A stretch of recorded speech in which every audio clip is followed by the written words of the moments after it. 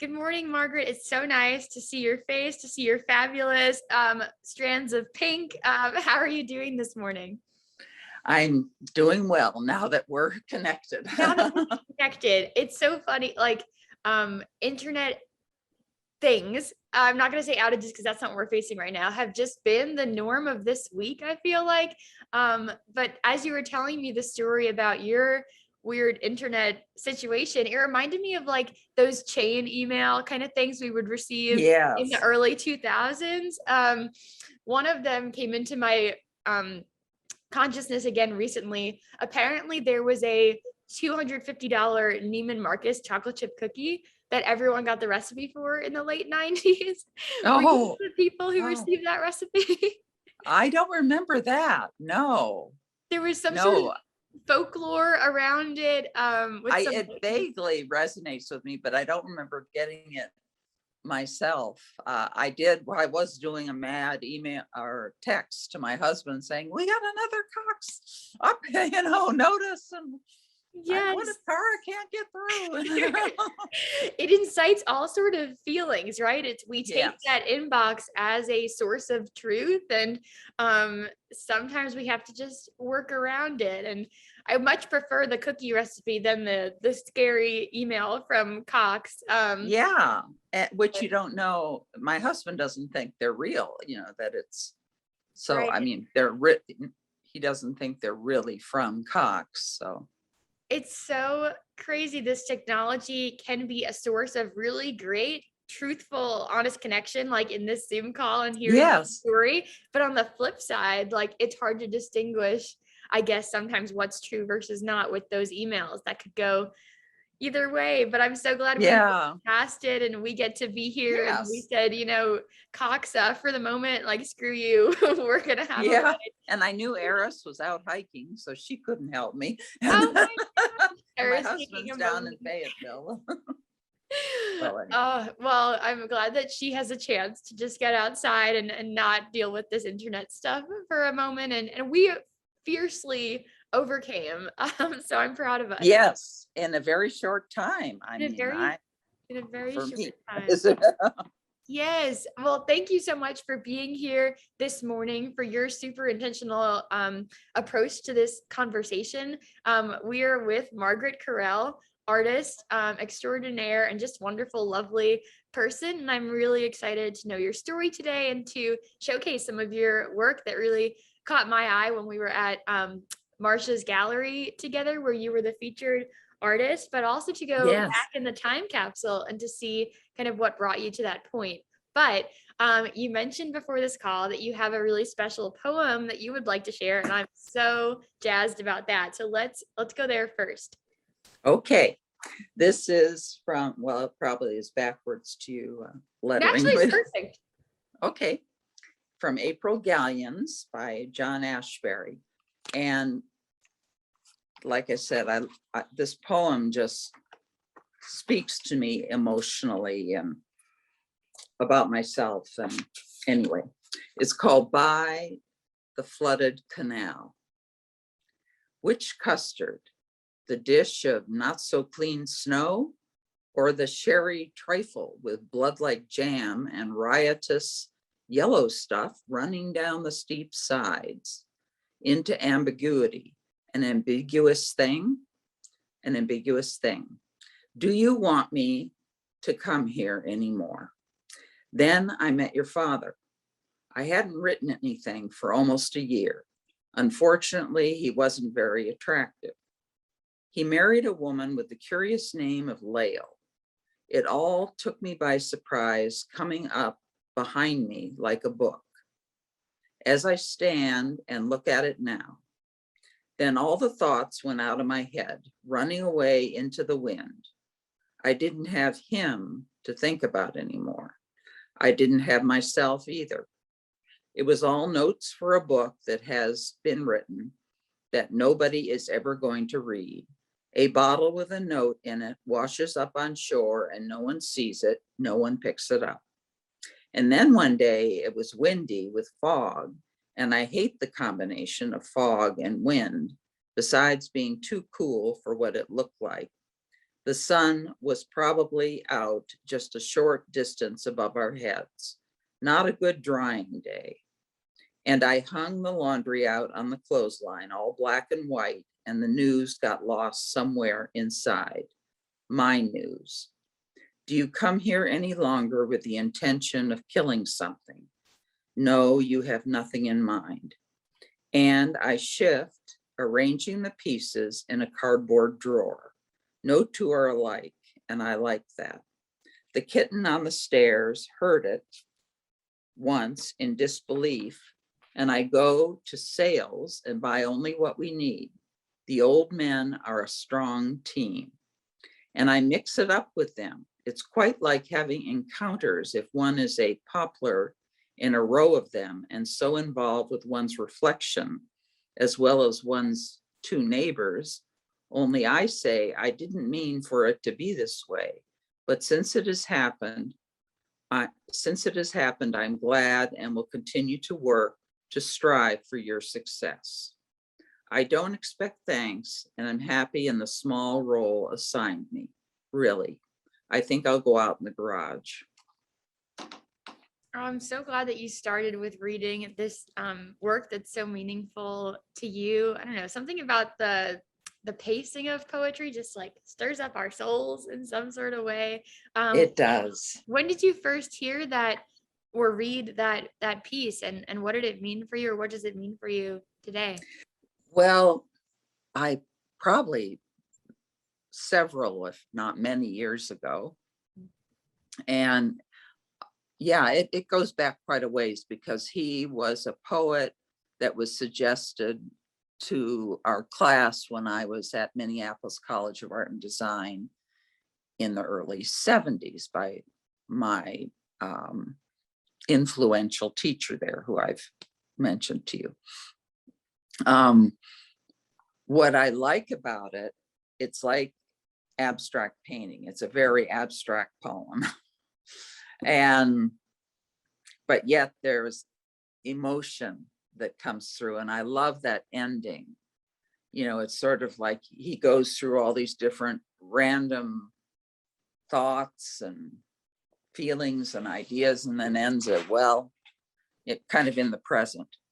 I think I'll go out in the garage, meaning to, do whatever, fix something.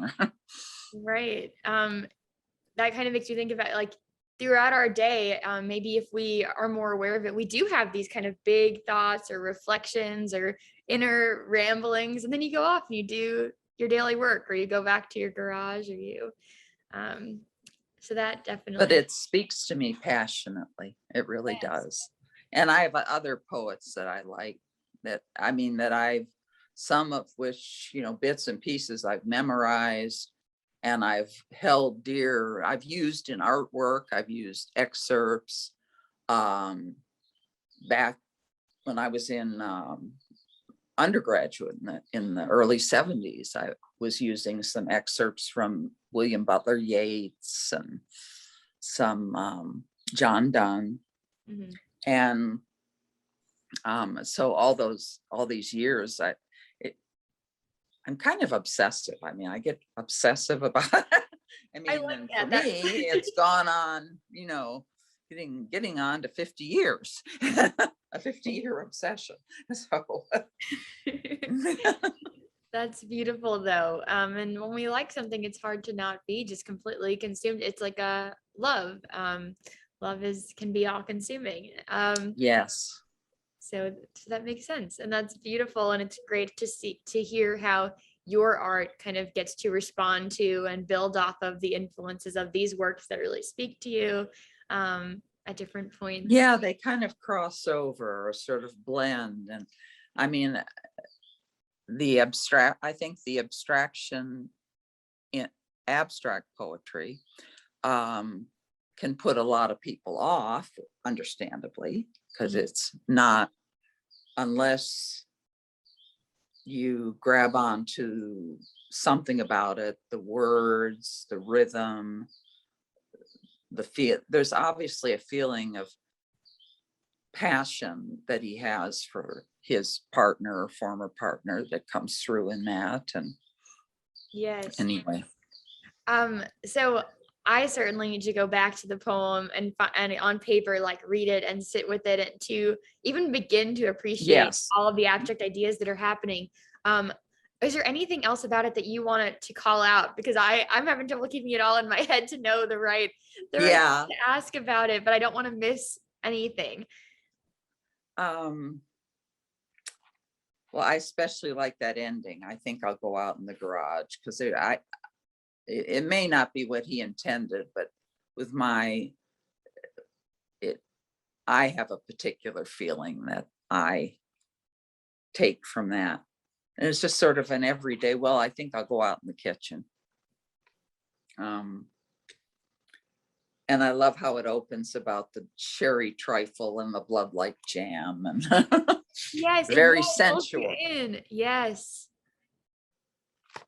So Oh, it's I'll send it to you. thank you so much. It'll be such a treat. I really do love poetry, but I've been away from it for a little bit. And it's funny that it's wonderful that we have this conversation today because I'm about to sit down for several hours to write like a very targeted chronology of my life as spoken word poetry Oh, for coursework. And well, I've been putting it off because it's gonna be big and it's gonna be probably gut wrenching in some ways, but I feel very encouraged by this. So, yeah. kind of serendipitous and lovely and meant to be exactly this way that we started with that work. Well, it just came to me when I was sort of reading through some notes I made. And So cool. So you mentioned being introduced to this artist while you were in school. I'd love to kind of take that go down that trail and talk a bit more about your personal background, where you grew up, where you pursued different Mhm. education, and how art became a central part of your life. Okay. Well, I think I took to art as just emotionally, physically, from as far back as I can remember. In fact, I was remembering around here somewhere, I have a letter written by my kindergarten teacher, who's kind of a report card, you know how they do in Yeah. kindergarten. And it was when we lived in Schenectady, New York, and it was 1956. And she writes a number of things about how my reading is going well and blah, blah. And then she mentions, well, my nickname for my family is Marty. Marty doesn't seem to be escaping so much into her painting as she was at first, as if, that's, and I Whoa. like that. And I still have it around here somewhere. Oh my gosh, that's wild. Yeah. So from kindergarten, there was some. And yeah, and I think probably before, but I don't remember that. Um, I My mother was always trying to find something that I would get interested in. And I think she wanted me to be more outgoing. And, it didn't, and she certainly wasn't particularly outgoing. Mhm. Um, and except when she drank, I guess she got more out as I did. I don't drink anymore, but she did. Um, so anyway, she took me to Saturday morning, afternoon art lessons. When we lived outside of Boston, I went there, and then we moved to Minneapolis in 1961, I think. No, 1964. So I was like 13, and I took after Saturday art lessons there too. And I still have all of that artwork. I think they must have framed it, and I still have it, some of it around here. And Wow. So Um, you're in New York and then Minneapolis, like that's a lot of that's a big move for a kid, right? Or for anyone across the country. These art classes seem like they were a cool way to meet new people too, or like to be part of like yeah, happening. I was pretty shy. I was always known as, in fact, the kindergarten teacher mentioned about my shyness, and that painting was sort of a respite for my shyness. Yes. Um, so I was born in Pasadena, California, and um, I, I'll share this because I'm very proud. I mean, there's like with most people and their parents, it's a mixed bag, right? Yeah. And so, but I'm very proud of my parents. I mean, I'm 70 years old right now, and they were both college educated and beyond. My dad went to Caltech and had a PhD in chemistry, and was one of the first, one of the early scientists in the 50s to study the fuel cell batteries were his expertise. And then my mother went to USC and was a double major in history and Spanish. So I'm proud of that, because not all parents of generation were able to go to college, and it wasn't because they were wealthy. No, it was they just did it. And, so education was always a big emphasis, major emphasis in my sisters growing up. That's so beautiful and such a gift to have parents who care about education and can set Oh that yeah, model. It just makes all the difference. And I feel my similarly. dad was a little kind of overbearing about it, Really. because he was, I mean, it was pointed out to me on many, many occasions, I was the oldest of two, that I mean, I think how he coped with his growing up life was he was a stellar student and lived all over the world, because my grandfather was a colonel in the army, and they were stationed at different places like the Philippines and Brooklyn too, in Brooklyn. There's a base, I can't remember the name of the base, the army base there. Anyway, so yes, I grew up with a lot of stress, or and I did well with education and my grades and whatnot until we moved. We moved from Pasadena when I was about 1.5, because my dad got a job with GE in Schenectady.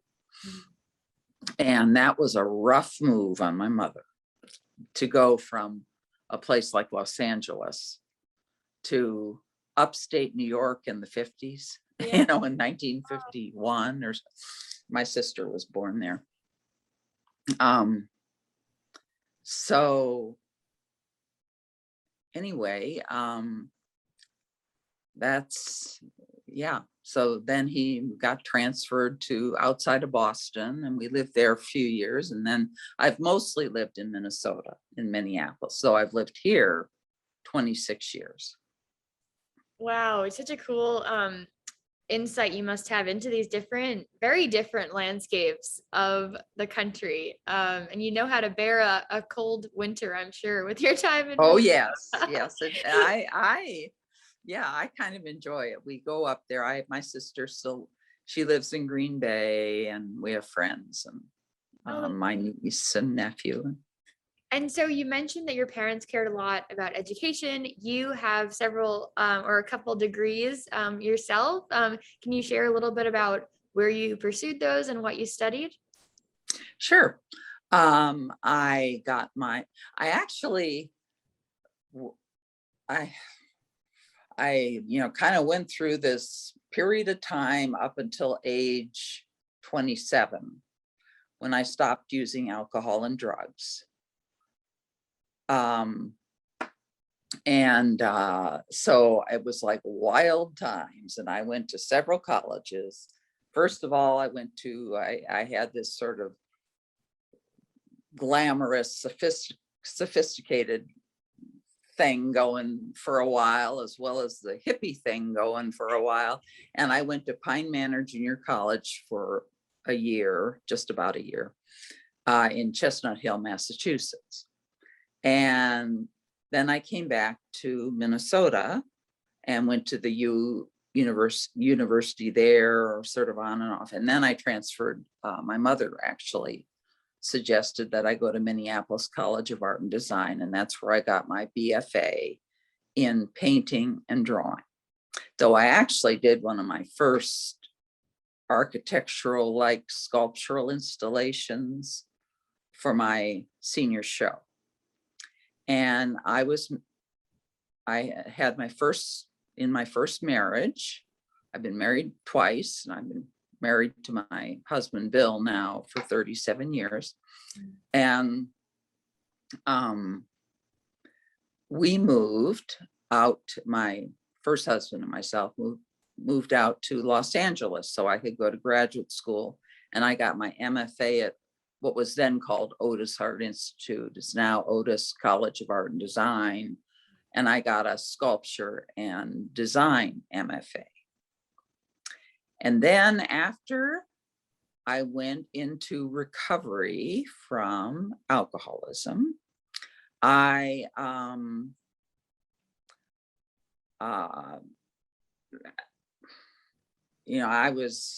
you're just a jumble of feelings, and you just have a lot to sort through when you first get into recovery, and it can take a while. Anyway, I made the decision to go to law school. So I have a law degree too. I never practiced. Yeah, I got that in 1982. And I went in St. Paul Law School there. My heart was never really in it. I think it was just sort of a manifestation of, something you do in recovery. I really wanted to try something different from art. At that point, I had been working at MCAD, where I went to art school, as the gallery director. And with that opportunity, I met a lot of through my own way at that time, but this was pre-recovery. I worked with a lot of very internationally known artists like Bruce Nauman, Mary Miss. There were other, Linda Benglis. There were others too. So I had the opportunity to meet a lot of artists in that job, especially through Sia Armajani, who was my teacher there at MCAT. So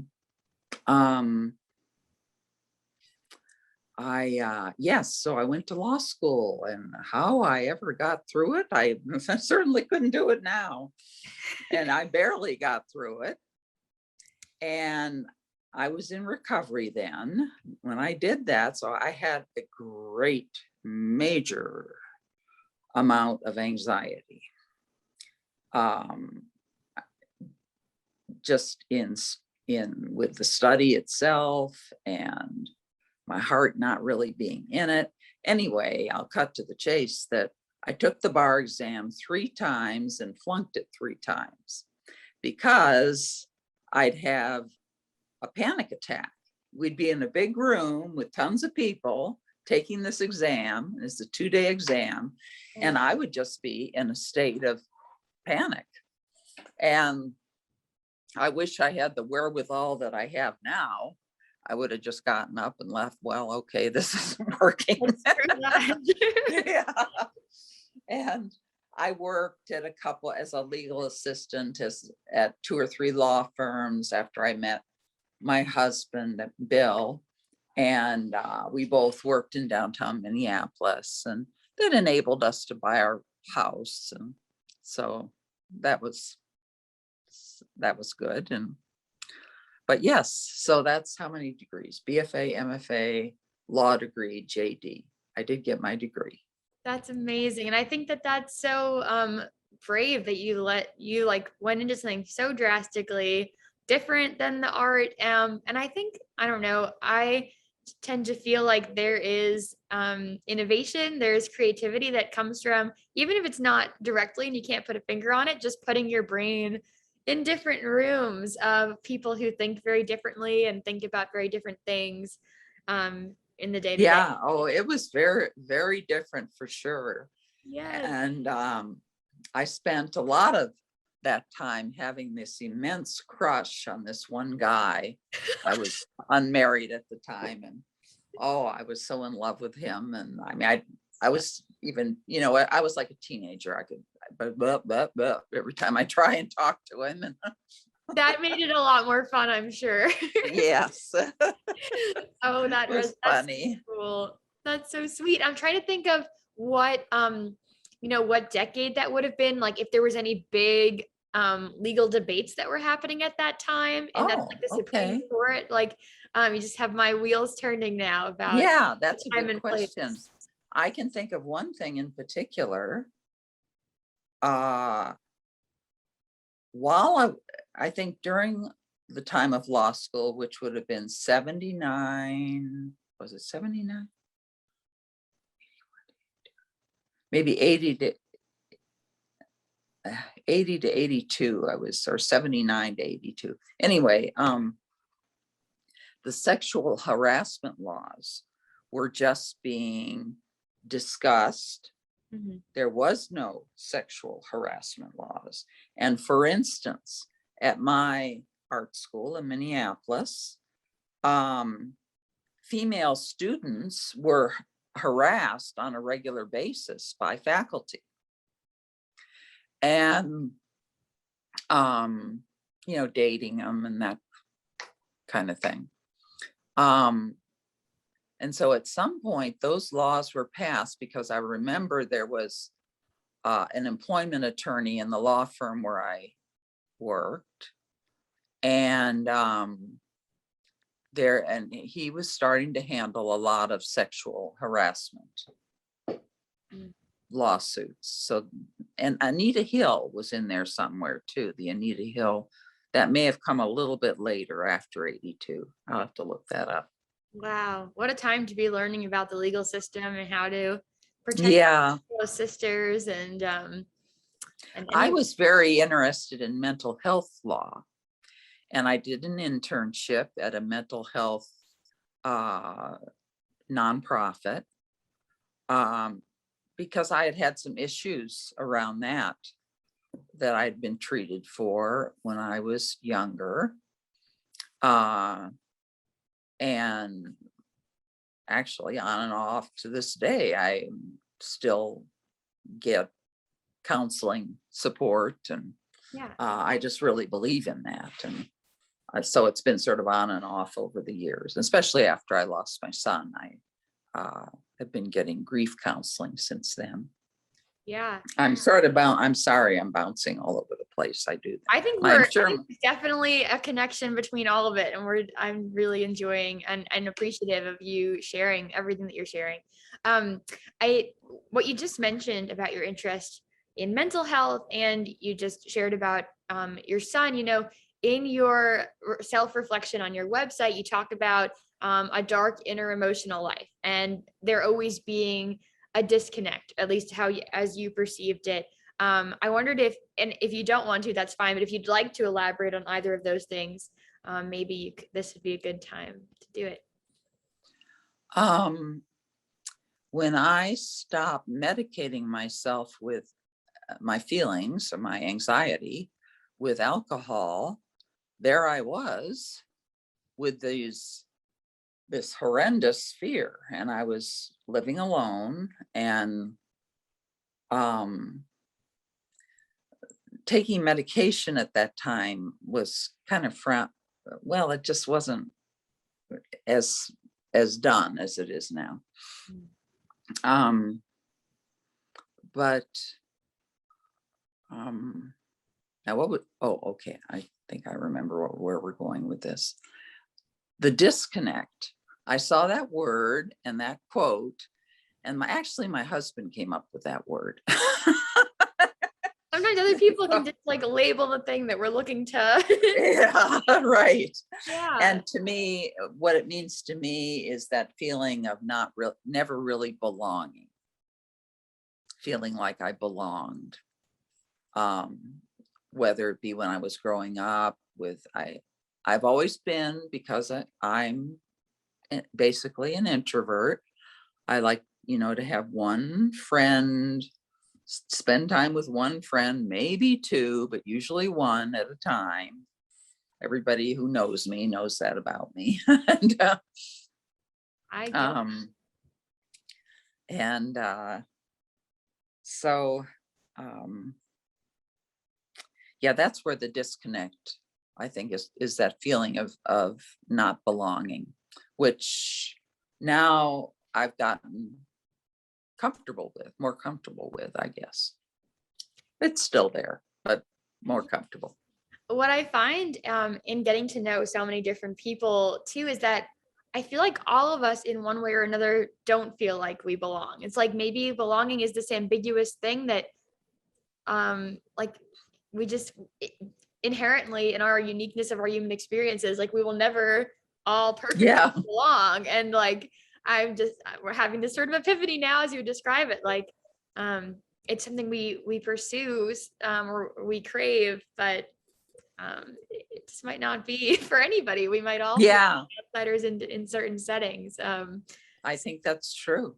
It's something we all share. Yeah, something we all share to one degree or another. And yes, it's sort of that it can be a secret too. You don't want anybody to know that you're that insecure. And right. We all secretly, like you said, really actually want it. And if we only acknowledge that to each other, we might actually feel the thing that we're wanting.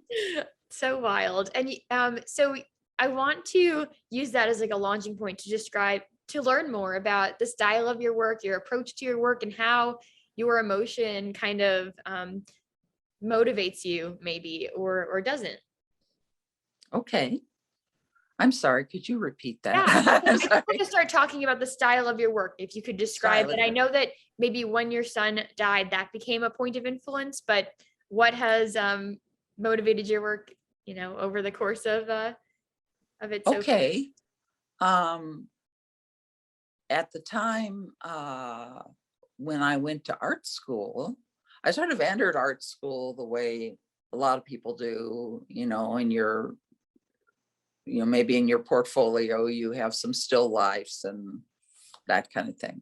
And when I was in art school, it was sort of the coming thing was conceptual art, which is working from an idea.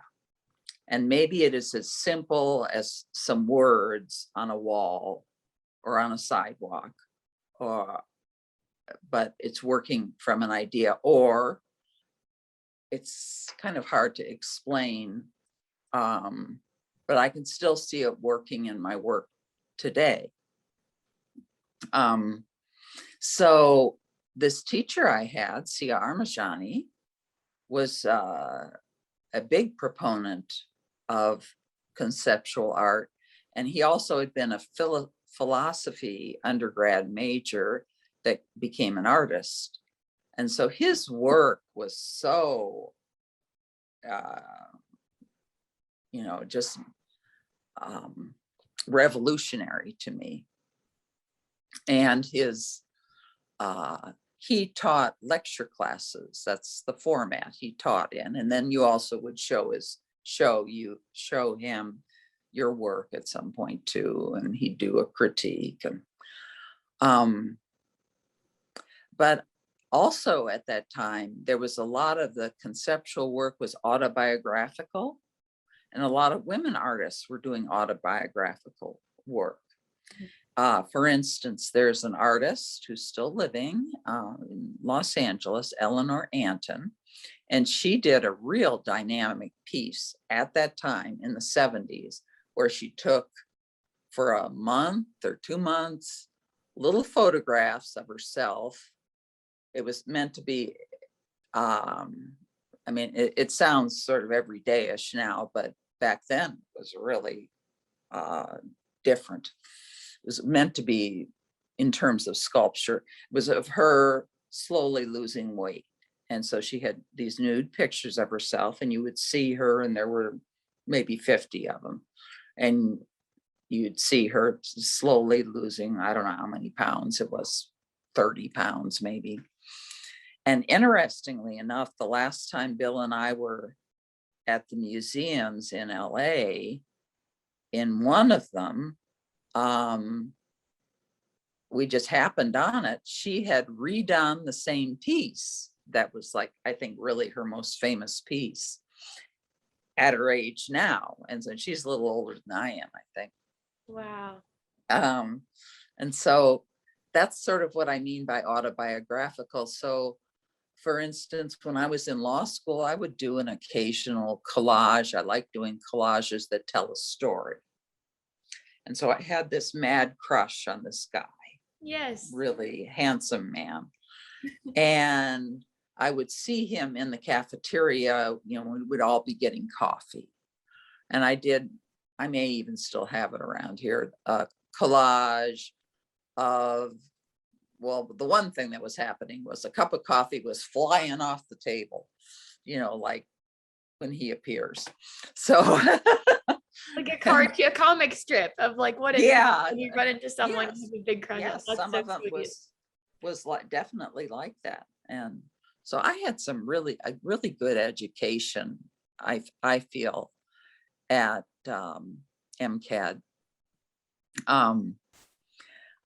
I started out more traditionally and was learning about paint and painting, and I even rented a studio space for a short time with somebody. And but then as I got more into C.R. Armajani's ideas, that's when I started to, and if you've seen any of his work, he just died a couple of years ago. Architectural, he's all over the world, everywhere. These architectural installations, some of which are outdoors. He did a lot of kind of bridges, and he also, my interest, I had interest in poetry from my U of M days, but anyway, he encouraged that as well. Yeah. Am I answering your question? Yeah, I hope so. definitely. You are. So you mentioned how you started with this conceptual art, how that was like the thing of the moment. In some of your reflections that I've read, you mentioned being ever aware that formalism ran counter to your inner spiritual, emotional world. So I wonder if you could talk about, stepping out from just like explicitly what you're learning in class maybe, and finding your personal style. Yeah. Actually, I've learned a lot of formal techniques and concepts mainly, through teaching them to students, like when I taught at Benton County School of the Arts, and I taught at NWAC, the community college here. And when I work now, I'm very conscious of those things, but I won't let it get in the way of when I feel like I need to go contra to that, like I really want to, but I'm afraid.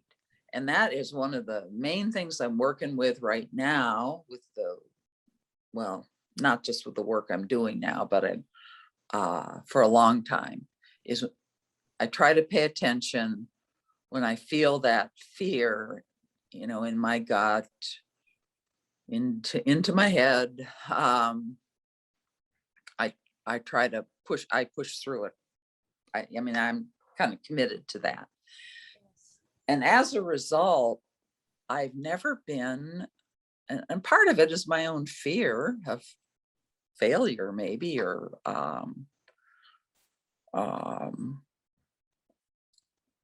not being rejected, fear of rejection, certainly.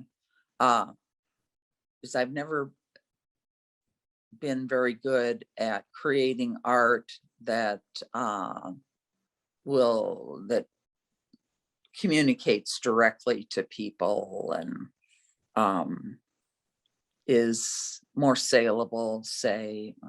I hate to say that because but I just don't think like that. Or I've chosen not to. Yeah, I like that the way that you frame it though. It's like it's an active decision every day or every moment to embrace when you're feeling scared, to power through it is it's not a passive thing. So I think that that's really encouraging and very cool of you to be aware of that feeling and not and doing what you can to practice not running away from it, because maybe something great is going to come from it, or Yeah. you know. Yeah, freedom, and it builds courage. Yes, freedom is a great I wouldn't have thought of it, but you're so right. Like that fear is like caging us in some way or keeping us from the next thing. So freedom seems very appropriate. You mentioned as well that your own art that was about like your life as subject matter began when you after your marriage, after your son was born. Was there something about that point in time that made art about your life feel like the right move, or was it just happenstance that those things happened at a similar point? Well, let's see. David was born in 1988, and up till that time, up until like 86 or so, I was working in law firms, trying to make money, trying to, contribute to the support of the household. So anyway, he was born, and he was high functioning autistic. And when he was young, he was in kind of the real uproarious part of it. And so I had a lot to do with getting him help and support and services.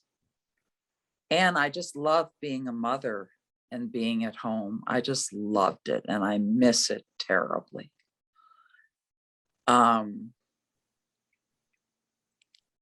So in about 94, I think, I made a friend, a lady older than myself, who was doing art at home, and we would get together and do art together. And we went to this little group of women artists that would meet and show each other's work. And so that's sort of how I started to get back into it, making art. And I set aside a room. I made a room in our home that was my art room, so I could leave everything set up. And I was doing a lot of collages then, and a lot of them were about motherhood.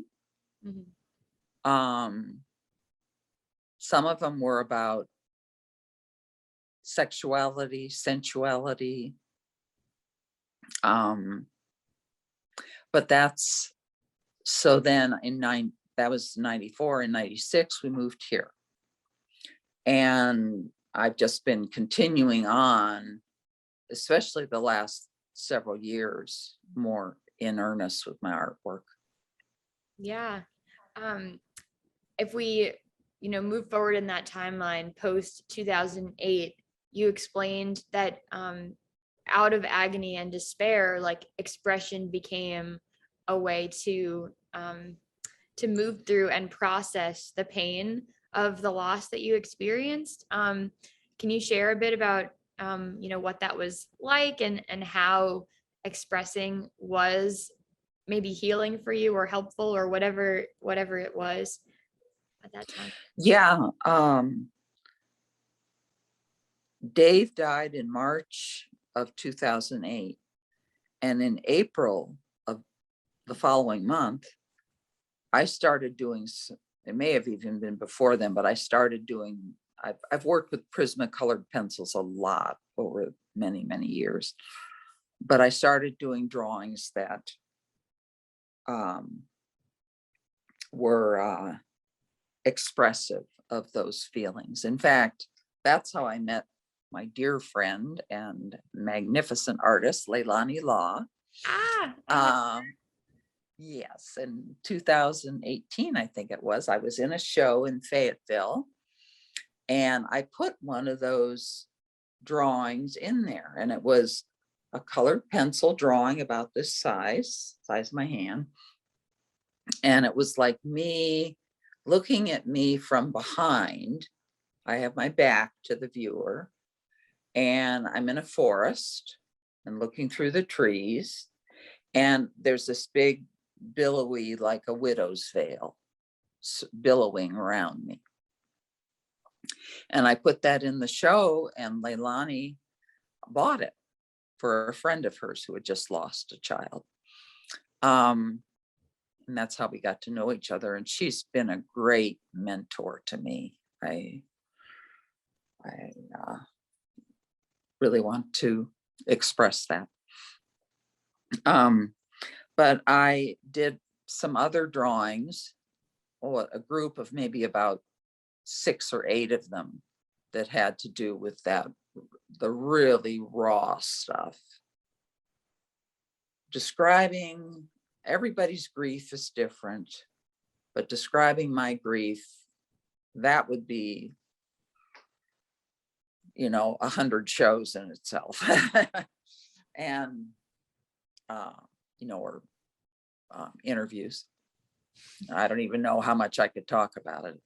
I talk about it more than I've ever have. But yes, I don't work so much specifically about that grief. It comes and goes. Certain things are symbolic. I have a painting hanging here in my studio that I did when I was going to Studio 7 in Rogers once a week. I did that for about 5 years. And it's a painting of my head, of myself. And then I was going to have Dave looking over my shoulder, but then I decided to paint him right on top of me, so our eyes sort of line up. Wow. That's powerful. Yeah. You mentioned using like Prisma color pencils and collaging and different mediums. Can you speak a little bit about those materials that seem to resonate with you, or why you choose the fabrics and the tools that you use? Yeah, it just kind of runs. It's sort of one thing leads to another. I'll discover something. But I have worked a lot with mixed media. Like the Prismas, I liked because they're very waxy. It's almost like paint for me in a way. I could cover over another very strong color and pretty much totally change it or cover it over.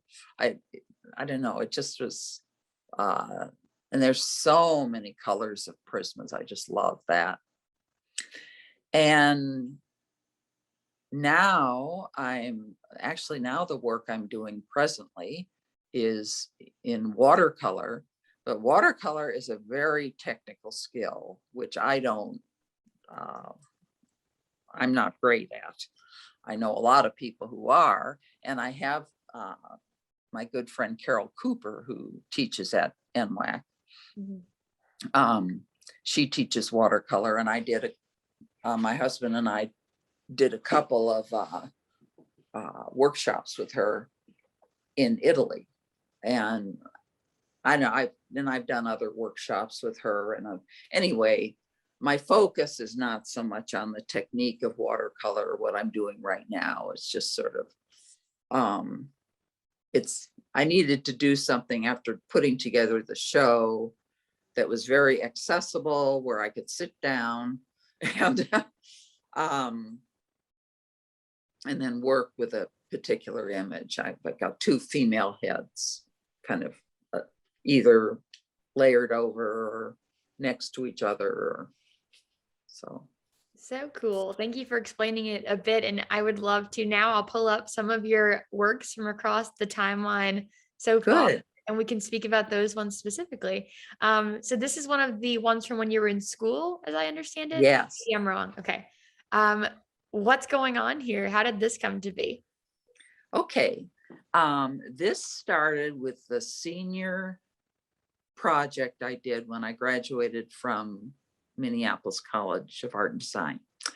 I made these windows that were like sort of your standard window with the crossbar in the center, but it took a lot of, I was spending a lot of time in the wood shop, and I learned a lot about that. I made it so 2 sheets of glass could slide into grooves from the top and from the bottom to flip it over. And so there's this space between the 2 pieces of glass. I started out, the one up here on the upper right, I started out building these models, and I think it was after I graduated, before I went out before I left Minneapolis and went out to California. I was working in my parents' basement, and in the deep basement, on the the ping pong table. Mm. And so I was making these drawings, and then I built the models. Now the one on the left is one I did at Otis, and that was, I'm not even sure how many units, maybe 17 units, I'm not sure. But they have 4 windows slid in from the top each. And each of those windows is double paned from the bottom and at the top. And that's cardboard, just corrugated cardboard on the front surface. And then I built the structures that the windows were slid into on the top. Now the one on the lower right-hand corner, I included that and sent that because that was kind of one of the only drawings I had that I could find around here that was like the large piece that my boyfriend at the time did the building when I was in the Whitney program, the Whitney Studio in Art Internship program. And it's this, what's going on here in the lower right is I love the feeling of people being so physically close to each other, but yet they're not, they're divided. There's, material that keeps them divided. And then those little windows on the top, the person in back can look over the top of the person in front. And again, it has that distancing. Yeah. So as I was writing notes for this interview, it occurred to me that I'm sort of exploring the same ideas, except now I've taken out the windows and taken out the walls, and I've got my women, say, touching each other and standing, close together. And so I hope that's so cool. Is there a name for these works, or was it more about just the idea and the seeing it, or what was that like? I don't recall if I titled them. I've always struggled with titling. Unless something occurs. More though with it. I like it. Yeah. So anyway, those units are they were about not 6 feet tall, but maybe 5'10", taller than me, I know. It's massive. And the one on the physical, like the literal one in the room, I think you said that was when you were in Minnesota, but No, that was in California. That was, California. yeah. But it definitely has, like, I've been to the Whitney a couple times and I could totally see this work being there too. I feel like the scale and the abstractness of it are so powerful. And at the time, and that would have been 1975 or 76 that I did that one at Otis, and that was in the Otis Gallery. Doing installation work and then just taking it apart, not, I mean, some people would sell, might try to sell or sell. But I always went at it that it was temporary. Even with all the work I put into that, Wow. it was, I took it apart eventually. Oh my gosh. Is there, and that, I feel like that's an emotional reckoning too, because you do invest so much time. And then was it But it hard was to an take it down? approach to working at that time that a lot of artists did, was this installation work where they would come in and build it or whatever, use any number of materials, and then it would exist in the gallery space, or maybe it would be outdoors or wherever, and then it would disappear. What was the reasoning behind that way of work? Did it make it more what would be the word, like immediate, because it wasn't going to be there forever, or it was probably still in response to traditional, how art history has moved through these phases. And like in the 40s and 50s, we had modern American painting, like Willem de Kooning and they were, or Jackson Pollock, speaking out against traditional painting. yeah. And so this was along the same lines as traditional sculpture. That's radical. I love Yeah. that. That's so cool.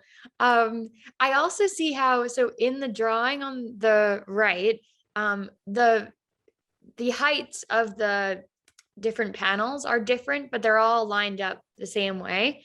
In the Mhm. picture on the left, it looks like they're not like back to back to back. They're not flat against each other. Is there some rhyme or reason or meaning to how they're set up? No, not really. It's just I made so many of these things, brought them in the gallery, and I think the gallery director or installer, I kind of had a vision of them going perpendicular across the room, but I didn't have enough of them, so we shifted them. So that was Practical kind of measure. I love it. yeah, exactly. And I've spoke with people who are printmakers, and for them, the process of the making, I find, is oftentimes the most meaningful to them. For you, like, I feel like the inception of this idea must have been very moving, and then there was, this couldn't have been made overnight. There's so many pieces, it's so big. No, What part of the process, or like, what do you value maybe in each part of the process? I don't know. that's a good question, because it certainly wasn't the labor. It was more the idea, and then how, and then giving birth to the product. Yes. Oh, it's so cool. I love the big scale works, especially, and so very, very cool. So these ones are a little bit different and kind of maybe along those collage lines that you were speaking to. Yes, these are So- more recent. Mhm. Did you have something you wanted to say? No, I would just love to hear you explain them. Okay, the one on the right has a lot of things included in it. Now, my husband and I, we started going out to Tucson on vacation in the spring in 2019. And I discovered a fabric store out there.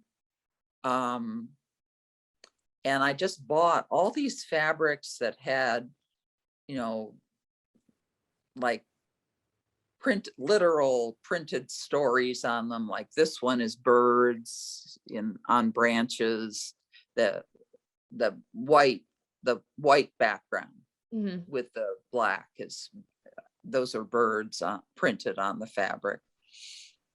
And so I'd start out adhering the fabric to a sheet of gessoed canvas, like that comes in the pads, those gessoed canvas pads. And so I'd start out with that. And then the Elizabeth Taylor, do you know who that is? Yes, I do. Okay. I wouldn't know everyone, but she's Trying to pretty trick special. Yeah. No. Yeah, I mean, she made a lot of movies, so of course everybody knows who she is. And anyway, I had a fascination with a kind of what was encouraged in my art education in Minneapolis was the idea, which also could be a fantasy. And so I sort of had this, I mean, fantasy, I could get on board with that right away, because boy, I had lived there all my life. Yes. And so I had this kind of fantasy about meeting Elizabeth Taylor on an airplane, and you know, we would become real close friends. Yeah. So anyway, that piece up there of Elizabeth, and then there's kind of a rough drawing of myself, which I still do, that kind of almost a caricature. And then in between is a John Donne, or a portion of a John Donne poem. And what I did was I cut that out of a series of drawings I did in the 70s in Minneapolis in art school, and then collaged it on top. And then down in the center there, that's a piece of decorative paper. It looks kind of like a field of wheat or something. You see what I mean? The black and white. Okay. And then also there's that multicolored piece that goes across, and that again is from those fabrics I bought. That's another piece of fabric.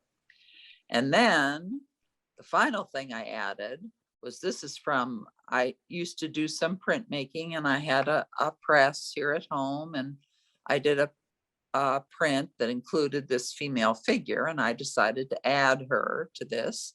And then all the blue is acrylic paint that I painted on top. So that's that one. And that's from a series using the fabric. And then on the left is,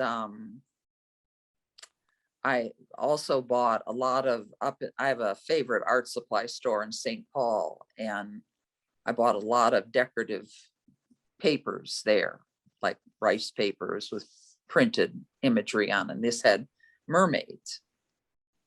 And then down below is, they had several different styles of constellation, and I did a lot of work with constellations using the imagery of constellations, as well as in the upper left-hand corner, or my left anyway, is, well, I could get into another long story about what that bear is from a Joseph Cornell piece that I saw my husband and I took a wonderful trip to Venice, Italy, and to the Peggy Guggenheim Museum there. And I took a little picture he had cut out of Ursa Major, the bear constellation. And I used the bear constellation in a series of work too. Trying not to get too overly detailed on this. Yeah, But I love that. I didn't even at first glance notice the bear. I think there's so many elements of discovery. Just enjoying every corner of the piece. It's really special. thank you. Thank you. Um, so here are more of your like paintings. I am excited to. Self-portraits, yes. Yeah. Oh my gosh, so cool. Um, when were these done, and what inspired them? Well, the one on the left is one of my favorite paintings, and that's from 2016. And then I had a lot more pink hair. And I had a friend of mine, she did some modeling for me, and I took some pictures, a lot of photographs. And that hat is a story in itself that people who are friends of mine know about my hat. I fell in love with this hat. And I don't know how I originally found it, but it was a milliner in Los Angeles, Louise Green. She's now retired. And she had this one style of hat that was like a top hat, but sort of with a little curved brim. And then she would put like silk or whatever you wanted. We went to her showroom and consulted with her because I ordered this hat to wear to my nephew's wedding. Wow. But I've used it in a lot of artwork, in drawings, and I put it on my friend here. And I think I actually put these two images together. And then behind that green doorway is from my friend Judy's home in Stockholm, Wisconsin. So anyway, I'm fond of that painting. So it's like a collage of ideas because the pieces, were not in real life together. Yeah. And here they are. So I know that the hat is special to you, but to me, it's kind of interesting that you're not wearing the hat and that your friend is. And I wonder, I'm really interested in how your mind works and how you make these decisions in the moment in your paintings. Like, what were you feeling when you painted this, and why did you make those decisions? There was some grief. You can see it, like the running of the paint on the eyes. The title of this painting is The Haint, and it's Haint, and it's a Southern expression that I had never heard before until I read this book, a novel. And it's about a haint is like a spirit or a ghost. And I've had people, Southerners, tell me, oh yeah, my grandma used to say, you better stop that or the haint will get you. And so that's why I decided to call it the haint, because it has sort of a ghostly appearance. I see it, and I didn't know the word, and I feel I feel enlightened now to another part of our Yeah, neither did experience. I. That's so cool. And I love the colors you use always. I mean, there's definitely grief in it, but there's also light in some way. Like it's just very I'm really drawn to the pinks and the greens and the vibrancy of Oh, what you thank you. used to use. Um, so the one on the right then, what is that one about? Now that one I did a while back, but while I was living here, and I don't think I had anything really concrete as far as the house, except maybe it was symbolic of the house that we bought here and that we live in now. What I see when I look at it is how much I love to paint, and I love moving the paint around and the shapes, and as well as the colors. And then I use these images of myself that I mean, that you might not exactly look like me, but you know, a sort of a from my brain, an image of myself. Yeah, I love it. Is there, so there's a building in the background, right? And there's maybe what looks like it could be a road and like that paintbrush stroke that's darker in the midst of the yellow. Like, were you imagining a literal place, a fictitious place, an idea? What, You know, I can't recall. And I think it might have symbolizes the house that we live in now. I'm not sure. I think I was most the focus in this work is the image, the sort of was putting together the composition and this sort of diagonal image of myself. And I think it also had something to do with body image. And I did this when I think I was in my 40s, late 40s, maybe early 50s. And, you know, and I would, of course, like a lot of women experience, I thought of myself as being heavy. And now I look at that and I think, wow, I'd like to be that size now. So anyway, yeah, that I can't really recall anything more symbolic about that one than I love that color, that Naples yellow. I loved using that. yes. And that body image stuff, I mean, it comes up across our our lifetime in so many different ways. Right now, it's our Yes. the past week was New York Fashion Week, and so there's so many Oh, young girls that I watch on their own YouTube channels, and they're experiencing it and they're reflecting on how it's making them feel in that moment. And so it's something that we grapple with from very young, unfortunately, but finding ways to put it on paper and express it and relate to other women and people um, who might be feeling that way is cool. And I think what's really empowering here is that, I mean, it's so beautiful and you look so beautiful and you look so beautiful now and then, and it just, oh, it's like maybe a reminder of how we can be so hard on ourselves. yeah, And just it's so our distorted, so the distorted when self-image. really just the way we're living our life can be so encouraging to other people and encouraging to us. And so I love to see it come to life on this paper. Um, so these are the works Okay, that introduced me to you, and I am obsessed with them. I love the story. So these were made during the pandemic, is that right? If I'm remembering. yes.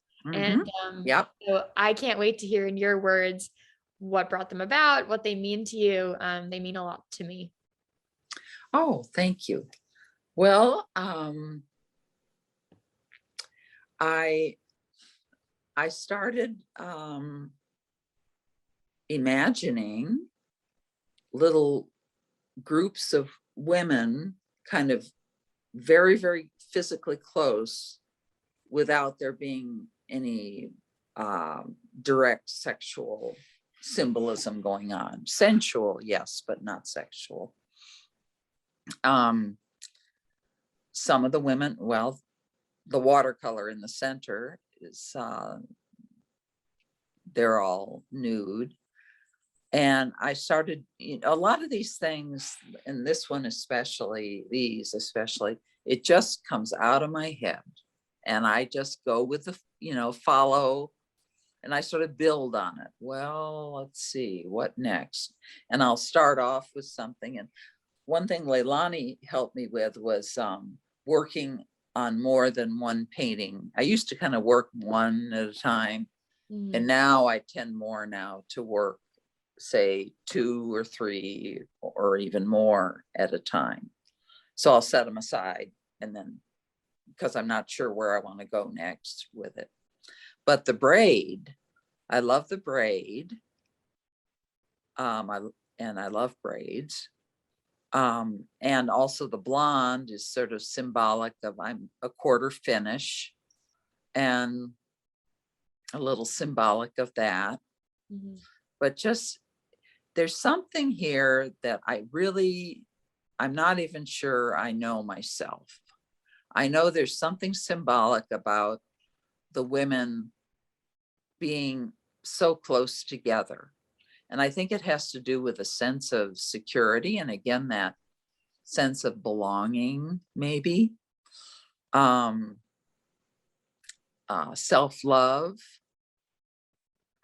With these, especially this group of paintings, I've gotten more information from other people, especially like friends who aren't artists, who tell me what they see. And that's helped me a lot. Now, let's see. The one on the far left, I really like because, it's very feminine with the ballet skirt and or Yes. ballet-like skirt. And then the swans, that goes back to a memory of mine when I was in 4th grade and I won a ASPCA poster contest about being kind to animals. Wow. And what I did, it was just very random. I did a swan. So I've read a little bit about swans since then. And I love the curve and the grace and the beauty of the swan, the neck. And then up at the top, there's a little bit of a collaged piece. I think I told you a little bit about I had this sort of fascination with opium dens in Southeast Asia, where, I've never been there, and so I went online and printed out some pictures of these women from the 30s laying around smoking these long opium pipes. And that's part of one of the women. And I Wow. use image a lot too. What is it about the opium dens that's fascinating to you? I don't really know anything about them. Yeah, I mean, in my 20s, I smoked some opium. I don't remember anything fantastic about it, but Right. what that started, and I've used the image from this movie called Indochine with Catherine Deneuve. It was made in the 90s, and it's set in Vietnam, and she's a wealthy woman. And from what I recall, it's been forever since I've seen the movie, but she's had some kind of loss. And so she would go to the opium dens to escape. Mm-hmm. And the whole concept of escaping reality has always appealed to me. I see. That's so cool. So I love these paintings. Thank you. Like you said, there's something about them, that speaks to that belonging, and especially the past almost 2 years have been so heavy and isolated. For me, this channel has been a way to feel connected. And so many of the people I speak with happen to be women. And when I look at these women, I don't even think that they necessarily know each other super personally, but just the idea of women being supportive of each other, even if they're a stranger. I feel like these women could have walked across each other in the park having a bad day and come together and been like, we're going to be fine. And that is so powerful and so encouraging. Thank you. Yes, that, like I say, it helps me to hear what other people have to say. Yes. So these works are currently at Marsha Lane Foster's gallery. We're gonna hype up Marsha because yes. Oh, I'm so grateful to her. Oh my gosh. It just sort of happened. I made a list. I thought, I want to show this group of work. And so I made a list of some possibilities. And the first one I called was Marsha, because I knew she had opened a space with a gallery in it. And then I went to see her, and the rest happened from there. And yeah, I'm very grateful to her. And, I think a cool, like her main medium might be photography, but both, a common thread that I sort of see as a bystander who's not a professional in this whatsoever is like that use of nudity, but not in a hypersexual way, but Mhm. like as a communication of intimacy. I just is very beautiful, and I can see how those works go really well together in the gallery, and it makes for a very special show that's currently on display. It'll it'll be there till September 30th. Okay, just a few weeks or maybe a couple weeks. Yeah. But super special. So I'll pull off the screen share now. There's so many wonderful works in your collection. So that was just a very small sampling, but it was fun for me personally to get to see the bigger collection, and I hope that other people do some exploring based off of the little sample that we shared. You mentioned earlier that you taught art as well. And when I was doing a little bit of reading on your site, I noticed you created a new genre. You talked about this, the self figure, and we saw glimpses of that in the work that was just on the screen. But can you speak a little bit more to what teaching has meant for you and how the self figure came about? Now the self figure, I'm not sure quite. Maybe I just don't recall writing that. But anyway, I taught I taught figure drawing a lot, and well, let's see, it would have been 2001, because I remember I started teaching at Benton County School of the Arts. The first semester it opened, and it was K through 8. And it was also, it opened in September, and it was the same time as 9/11. That happened at the same, Mm. uh, was, so, I worked there for full time for about a year and a half, and then I went to part time for a little while, and then I eventually needed to come home and help my son. So I put a lot of work, when I think about it. Well, I knew it at the time. I mean, I was doing separate curriculum for each grade. I mean, I finally had to kind of consolidate things. Mhm. And then I taught at NWAC. I taught there part-time for 9 years. And when my husband retired in 2014, I decided to take a semester off, and then just never decided not to go back. And people asked me, oh, well, they did for a couple of years afterwards, don't you miss it? Are you going to go back? Da, da, da, da, da. I said, no. I mean, I loved the students. I loved coming up with the projects. I didn't love all the students, but I loved the majority. Yeah. And I, yeah, so I did that for 9 years, and I kind of lost my train of thought there. It I happens hope I'm to not the both of only us, one who loses their literally all the time. It's so many questions I throw out there.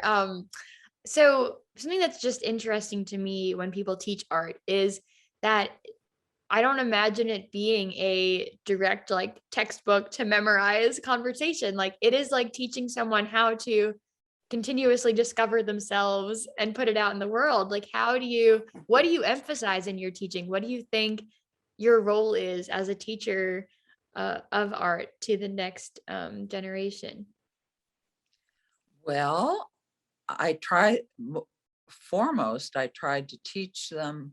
One of the main things I would say to them, and whether they were kindergartners, eighth graders, or college students, is do yourself a big favor and don't sit there comparing what you're doing to the person next to you or to the person across the room. And I also tried to foster their courage. And because one thing that I would run into all the time is, and I do it myself. I mean, that's one of the fear things I go through is, oh, I might ruin it, and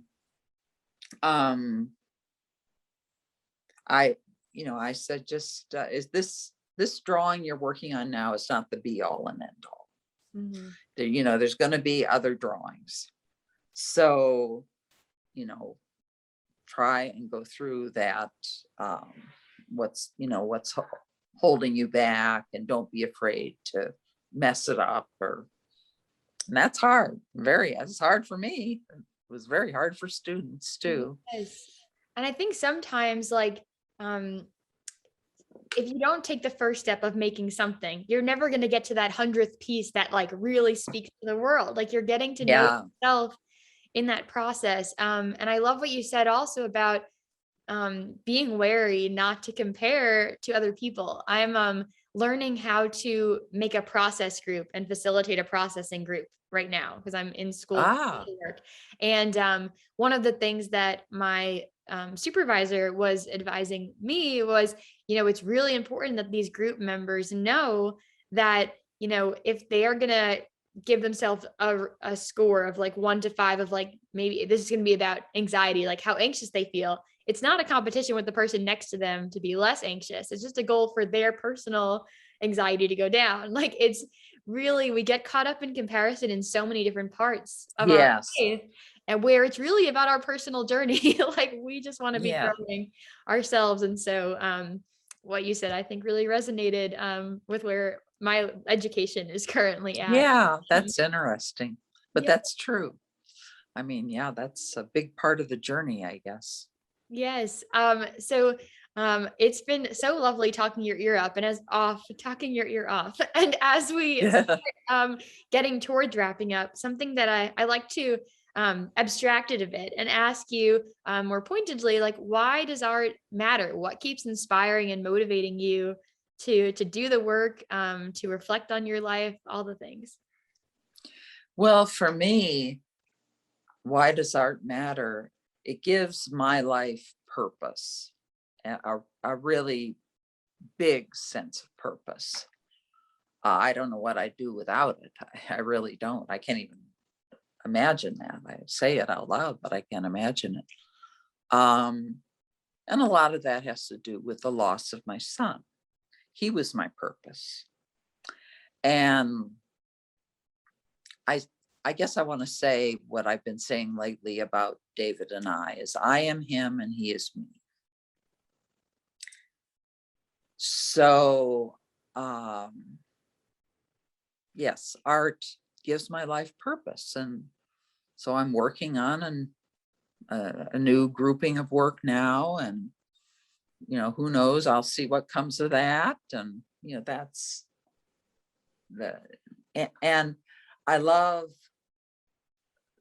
the lifestyle of it for myself too, the working in my studio and getting to know and knowing other artists, and I get so much from that. And yes, especially the local art. I don't know about the world, right? I've only kind of stepped into this in Northwest Arkansas, but your community here, the community with Marsha and Leilani and all these other wonderful people, is so full of love and anticipation for the next thing, excitement about the moment. It's just a really special space to be in.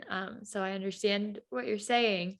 What is your advice, or maybe what are some lessons you've learned along the way that you would share with people who want to create, who want to find ways to process and express their emotion and things along those lines? okay, I wrote down an answer to that one. Let me see if I can find it. Yeah. Oh, well, I guess I can kind of sum it up as to thine own self be true, and just keep coming back to that. And your gut will tell you before your brain will. Or gut should override brain. So And for myself, as well, pushing through the fear, I've talked about that. I've talked about some of these things. And as another thing I've been saying a lot lately as an aging artist is, if not now, when? So I'm very much into taking, action, not that I'm bubbling over with energy, because I'm not, but I try to keep things pretty simple so that when I need to process something, to take action, I'll be ready. that is a great rule of thumb. Keep it simple and be ready. And Yeah. keep it simple and be ready. I love that. And what do you want people to leave knowing about you and your work? And what are you looking forward to right now? Could be about your work, could be about life, just in general. The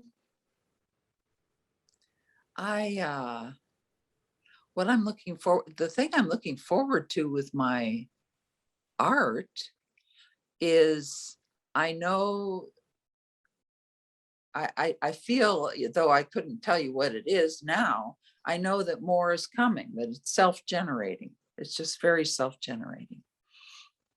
And that makes me feel very good to know that. As far as my husband and I love to travel. So that's something that, now with the COVID, we were sort of held back there for a while. We've taken a couple of smaller trips this year, but we do a lot of talking about that. Love to go to Europe. Anyway, there are many things and people that I'm grateful for in my life. And if I get stuck or feel bad, I try to remember gratitude. It's such an important part of life to stop and remember all of the systems at play that make our everyday possible, and all the people at play who make this life what it is for each of us. And Yes. It's been such a privilege to become a part of your circle and to hear more about the forces in your life that make you who you are. Margaret, I'm so thankful for you and for your time and your willingness to be here and have this conversation. It's been so special for me. I can't wait to share your story. Oh, thank you, Cara. I really appreciate your asking me to participate in your interview.